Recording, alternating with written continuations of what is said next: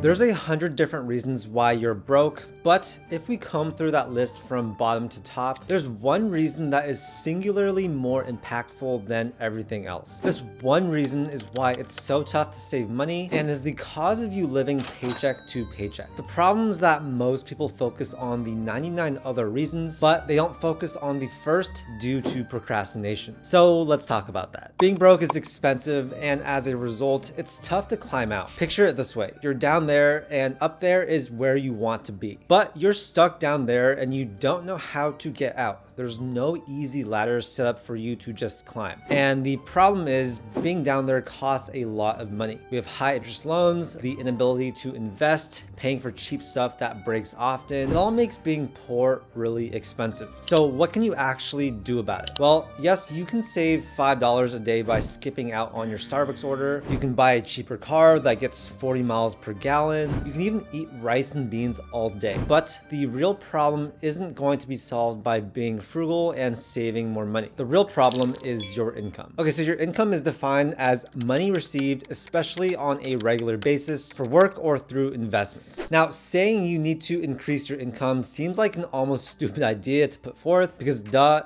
everyone knows that. How much money you make correlates extremely well with how much money you can actually accumulate and how far away from broke you are. But I really want to put this thought in the spotlight because too many people out there are emphasizing the saving aspect of getting rich. But yeah, you guys, from personal experience, saving doesn't actually do too much. 8 years ago, I was absolutely broke, but at the same time, I was so frugal, right? I was so aware of what I was spending my money on. My mind was focused entirely on how I could maximize every dollar, remove every cent of spending, stuff like that. Like it was almost a disease. I just remember thinking, how long am I gonna stay broke for if I'm so financially smart with my spending? It's funny to think back because the main reason why I was broke was because I wasn't prioritizing increasing my income, which I think is more common than we think. It's really hard to increase your income. And so what we basically do is we procrastinate and focus on all the things underneath that, which in my opinion are much simpler and easier to do.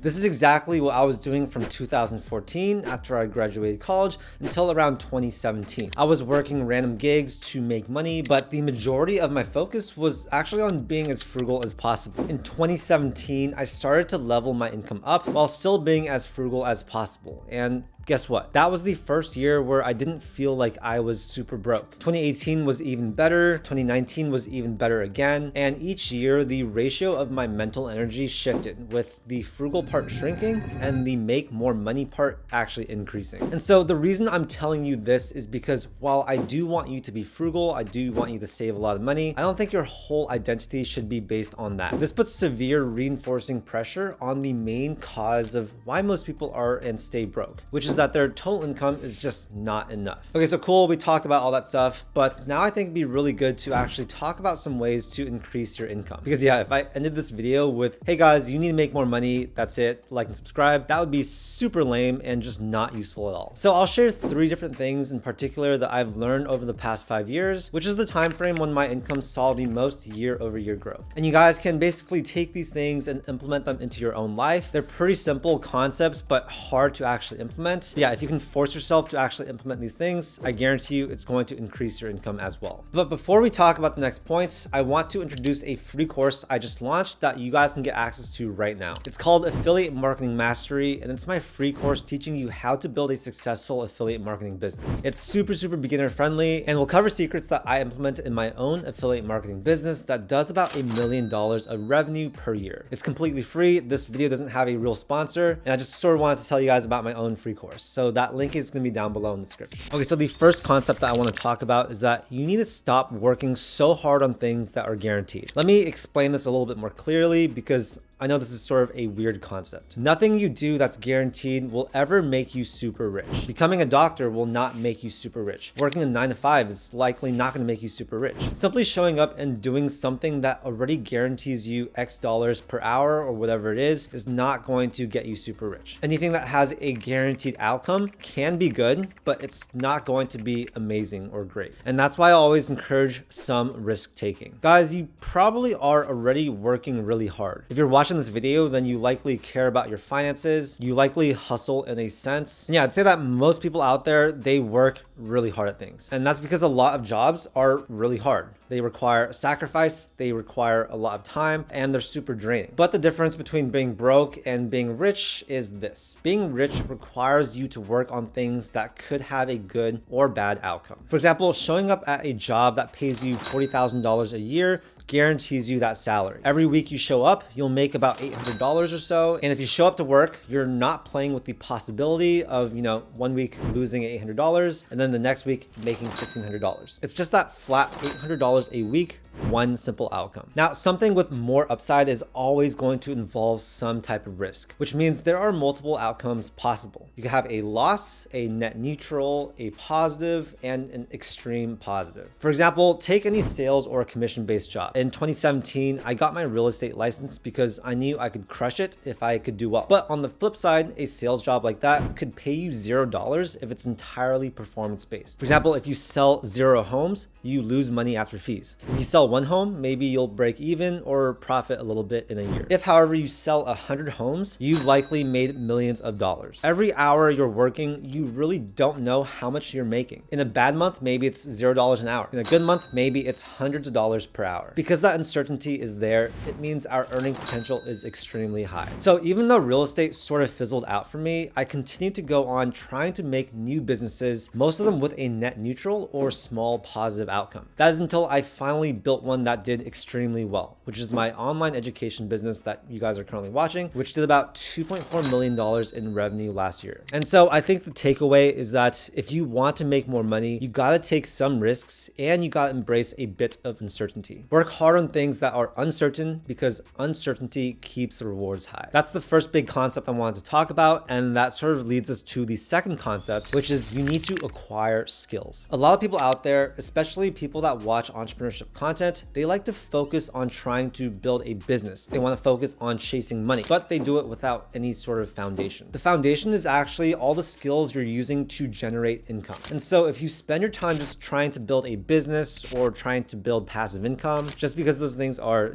sexy, but you yourself are not particularly skilled, then yeah, that's going to be extremely tough. And if you're young and you're watching this video, you have a lot of time to learn skills. Plus, the resources, they're literally everywhere. Spend your 20s building businesses, not necessarily to make money, but to learn things. In doing that, I guarantee you're going to not only learn things, but also make a lot of money. So yeah, basically, I spent my 20s trying business after business. And I'd say I tried almost everything. At the start, I was too focused on, just making money instead of focusing on learning and acquiring skill sets. But over time, I realized that I should be taking notes every day. I should be reading every single day. I should use YouTube not for entertainment, but to actually learn things. And what you'll notice is that once you develop a certain amount of skills, life will become incredibly easier. You'll be able to spot opportunities better. You'll be able to trade your time for money if you want and make a lot, or you can even find opportunities that generate you passive income. It's sort of like being a Swiss Army knife that can handle anything that's thrown at it. So with this, I want to say prioritize high value skills. And there are so many high value skills out there. Low value skills should definitely be avoided. These are skills that anyone can do or learn easily. So rather focus on harder skills that require training and education, right? Supply and demand really dictates that you'll be paid way more simply because there's fewer people that know how to do that skill, and you can eventually use leverage to build an entire business around that skill. I will say that you'll likely hit your big break as the result of one main skill. So yesterday I interviewed a ton of millionaires and they all said to focus on one thing and build your initial money that way. It's true that most of your income will come from one thing, right? That's going to be the high value skill that creates your initial fortune. After that, you branch off into other businesses. But I don't want you guys to confuse that with, oh, you should only build one skill when you're young. No.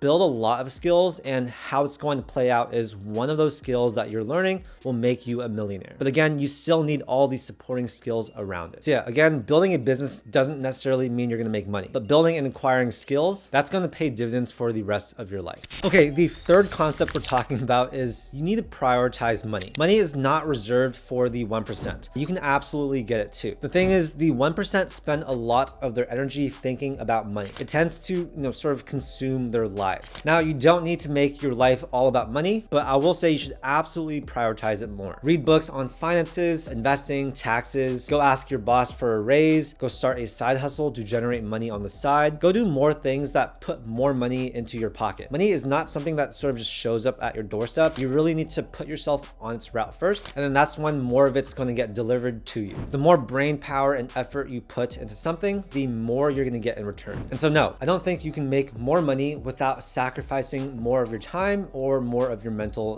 brain power. Just allocate more of that energy towards money, and more money is going to sort of show up. I also do think we need to remove the stigma around talking about money, right? This encourages people to not openly discuss their money issues or bounce ideas off friends about how to save more, how to make more, or how to invest more money. We've already seen more and more people openly talk about pay. For example, Salary Transparent Street. I really do enjoy watching their videos, as well as the videos of a lot of other creators like that. And I think it's a great move in the right direction. Okay, so in conclusion, the only way you'll ever escape being broke is by increasing your income. Your current income probably is not enough to get you out of the paycheck to paycheck cycle. You can become a better saver, but the real needle mover is what you actually get paid. But seriously, I'm just a guy on the internet. I still have so much to learn, but that's sort of my take on why most people are broke and what they need to do to get out of it. If this video can help even just a handful of you guys reset your priorities, then it'll all have been worth it. Oh, and check out the links down below if you guys do want to get some free stocks from Webull and Moomoo. They're giving out a ton of free stocks if you just sign up and fund your account. And if you guys know me, you know that I love investing, and these platforms can help you build a lot of wealth. Anyways, if you guys enjoyed the video, make sure to hit that like button and also subscribe for more content just like this. I make tons of videos about personal finance, entrepreneurship, and investing. Thank you so much for your time, and I'll see you in the next video. Peace.